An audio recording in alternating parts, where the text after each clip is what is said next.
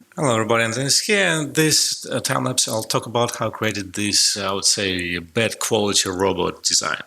So it's kind of made of thin plasticky shapes, and to start with I'm using the curve with on plane and I'm drawing it with thickness. So I have this visceral feeling of how thick the mesh is, and I'm kind of, you can see I'm drawing shapes around the skull, right? So I'm drawing the cheeks, I'm drawing like cheekbones, the eyebrows, so kind of like a protection around those parts of the skull. And it's done in angular fashion. It is tough to do a curve design in 3D code. The way I did the curves, I was using the move tool, you'll see down the line. And I have another sketch, another video where I just only do this kind of style. Everything was angulated, which kind of arrived at also a cool design, but not this particular sketch.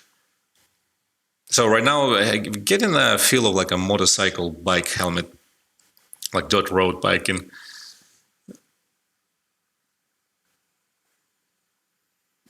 Which I didn't really mind. I was just, in this case, I don't have any particular look or idea. So whatever starts to work well, I just carry on with that.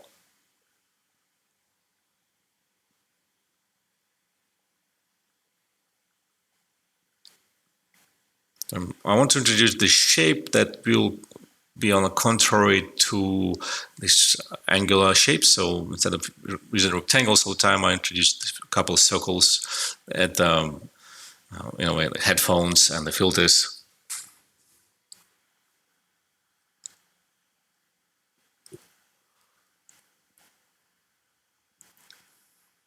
So throw in some roof, I would say, some big shapes.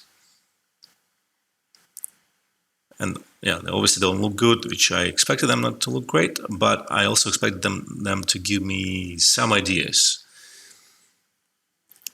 I want them to help me to tell the story.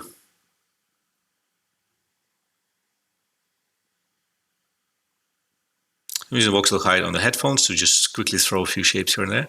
The voxel height will limit the depth of the voxel height, so it doesn't go through the whole object. And I'm trimming some bits using the voxel height. And I'm starting to use the move tool, which starts to introduce the curved shapes, right? The smooth shapes. And you can see also the problem with that if the shapes are too thin and I use the move tool, it can actually kind of move them out of the existence, because 3D code is a bit picky about thickness of the shapes of the different density levels. So I'm doing like I guess a cap. I'm not really sure how would you call that part over the eyes. So right now it looks like a ski mask, right? Not a ski mask, but a motorcycle helmet. Which kind of might be a little bit too boring. So I thought kind of makes it look as expected, or something like that we see in real life too often. So I decided then to think about it most, maybe it will be a full robot face. Not really a helmet, but actually a robot. Or combination, who knows. A cyborg. I'm doing little cuts.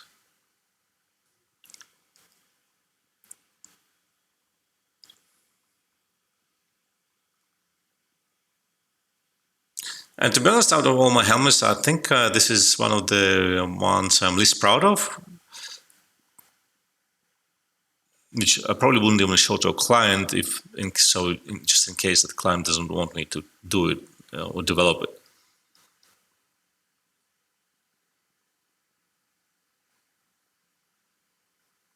So you can see I'm just adding this building blocks, building shapes, which then I can use the move tool to make them round.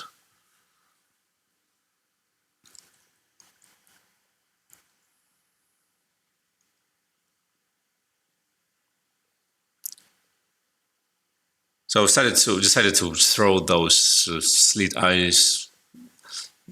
I was trying to hold on. I think before I was just like, I do it on all other sketches.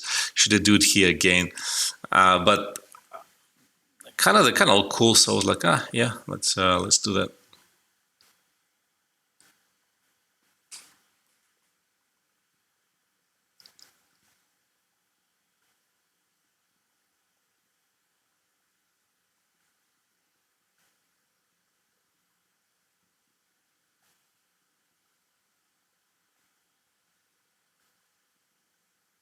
I like to have my cheeks and the top of the helmet that doesn't have much detail, and then we have our face, which is crowded.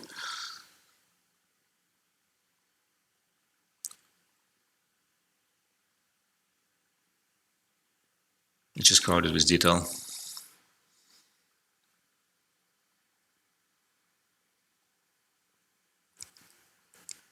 That was about a 20-minute sketch, which I sped up at 4 weeks.